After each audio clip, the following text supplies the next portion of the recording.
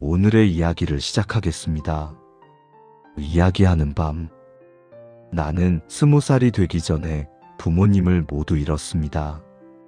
장례식이 끝난 뒤 집으로 돌아왔을 때 냉장고 위에 올려진 달력은 그대로였고 거실 시계도 똑같이 움직이고 있었는데 집 안에는 어른이 없었습니다.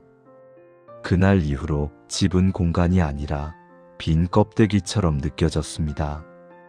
전화번호를 내려보면 연락처는 몇 개 남아 있었지만 마음 놓고 전화를 걸 수 있는 사람은 없었습니다.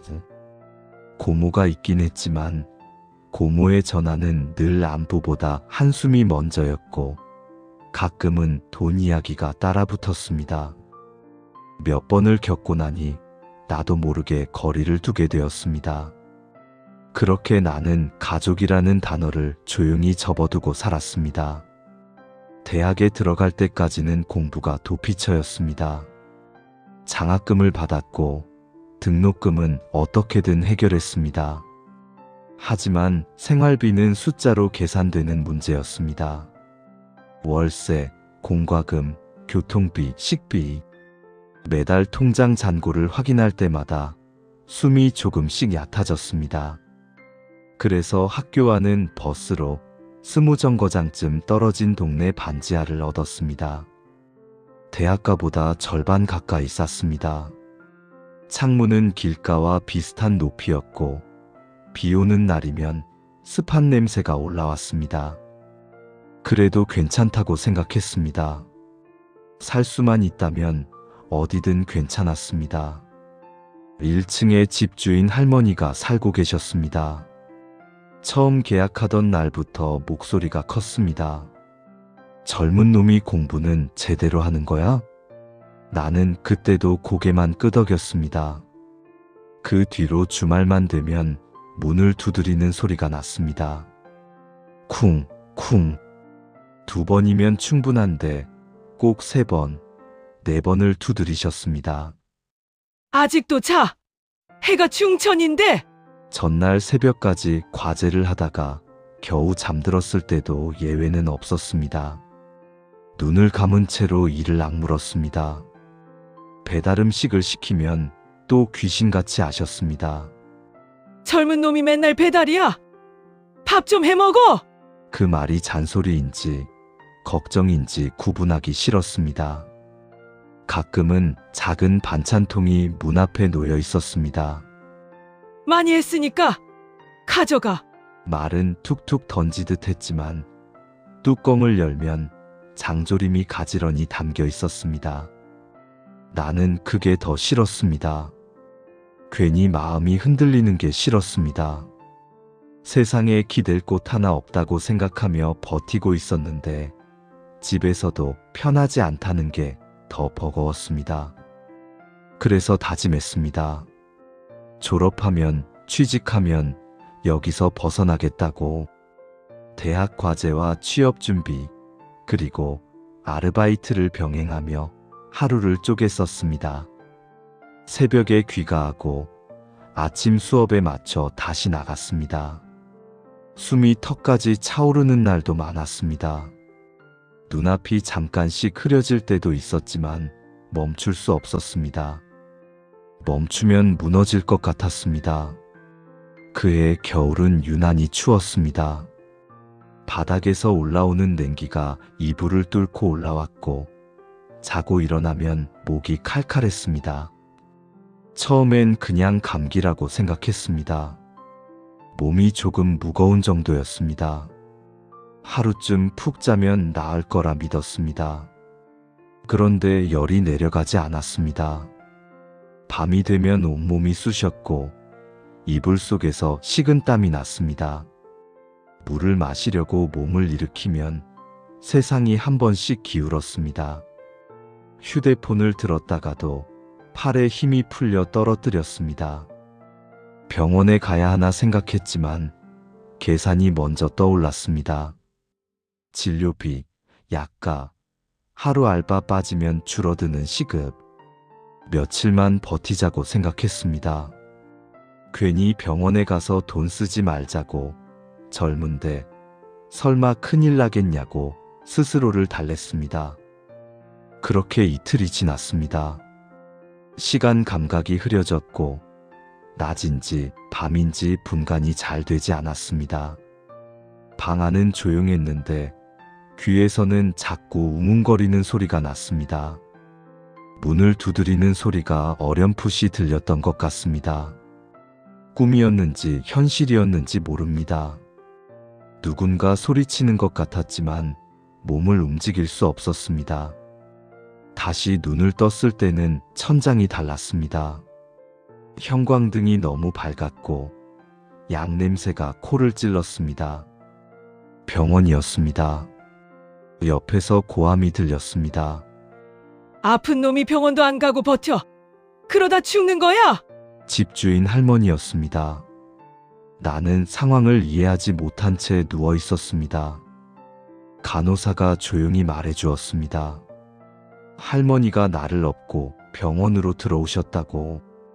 나는 그 말을 듣고도 한동안 실감이 나지 않았습니다. 나는 분명 반지하 방 안에 누워 있었는데 그 사이에 누군가 나를 들쳐업고 이곳까지 왔다니 믿기 어려웠습니다. 할머니는 숨을 고르며 말했습니다. 문을 그렇게 두드려도 대답이 없고 안에서 끙끙 앓는 소리만 나는데 내가 가만히 있어? 마스터키로 열었어. 나중에 화내든지 말든지 해. 나는 그 말을 들으며 눈을 감았습니다. 부끄럽다는 감정이 먼저 올라왔습니다. 누군가에게 이렇게까지 걱정을 받아본 게 언제였는지 기억이 나지 않았습니다. 할머니는 의자에 앉아 한참을 중얼거리듯 욕을 했습니다. 젊은 놈이 그렇게 쓰러져 있으면 어떡해? 혼자 살면 더 조심해야지. 그 말은 욕처럼 들렸지만 그 안에 떨림이 있었습니다. 몸이 조금 나아 퇴원한 뒤에도 마음이 쉽게 정리되지 않았습니다. 왜 그렇게까지 하셨을까? 3층에 오래 사셨다는 아주머니에게 조심스럽게 물었습니다. 아주머니는 잠시 말이 없었습니다. 그러다 낮게 말했습니다. 예전에 할머니 딸이 타지에서 대학을 다니다가 아픈 걸 참고 혼자 버티다 쓰러졌다고, 발견이 늦어 결국 돌아가셨다고. 그 이후로 할머니는 혼자 사는 젊은 애들만 보면 괜히 더 신경을 쓰신다고 했습니다. 나는 그 말을 듣고 한동안 아무 말도 하지 못했습니다. 반지하 방에 처음 이사 오던 날 말라 보이고 기운 없어 보이던 내 모습을 떠올렸습니다. 아마 할머니 눈에는 내가 다른 사람처럼 보였을지도 모릅니다. 집으로 돌아왔을 때 할머니는 평소처럼 말했습니다. 밥은 먹고 다녀. 또 쓰러지면 가만 안 둬. 나는 처음으로 웃으며 대답했습니다.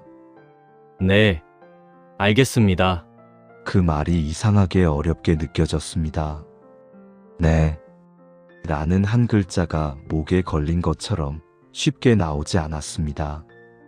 그날 이후로도 할머니는 여전히 거칠었습니다. 문을 두드리는 소리는 여전했고 잔소리도 줄지 않았습니다. 다만 내가 듣는 방식이 달라졌을 뿐이었습니다. 쿵, 쿵 하고 울리던 그 소리가 이제는 이상하게도 안심이 되는 소리처럼 들렸습니다. 누군가 이 집에 내가 살아있다는 걸 알고 있다는 증거 같았습니다. 시간이 흘러 나는 졸업을 했고 취직을 했고 그 반지하를 떠났습니다. 이사 나가던 날 짐을 들고 계단을 오르내리면서도 할머니와는 길게 인사를 하지 못했습니다. 할머니는 평소처럼 퉁명스럽게 말했습니다. 가서 밥은 제대로 챙겨 먹어. 나는 고개를 숙이면서 말했습니다. 그동안 정말 감사했습니다. 괜히 눈을 마주치면 무언가 무너질 것 같았습니다. 지금은 다른 동네에서 살고 있습니다. 창문을 열면 햇빛이 들어오는 집에서, 비가 와도 냄새가 올라오지 않는 집에서 살고 있습니다. 주말이면 알람을 끄고 늦잠을 잡니다. 그런데 가끔 깊이 잠들었다가도 문을 두드리는 소리가 들리는 것 같은 순간이 있습니다. 현실에는 아무도 없는데 귀 안쪽에서 쿵, 쿵 하고 울리는 소리입니다. 젊은 놈이 해 뜨면 일어나야지. 그 목소리가 아직도 또렷합니다. 예전에는 귀를 막고 싶던 소리였는데 지금은 이상하게도 그리운 소리입니다.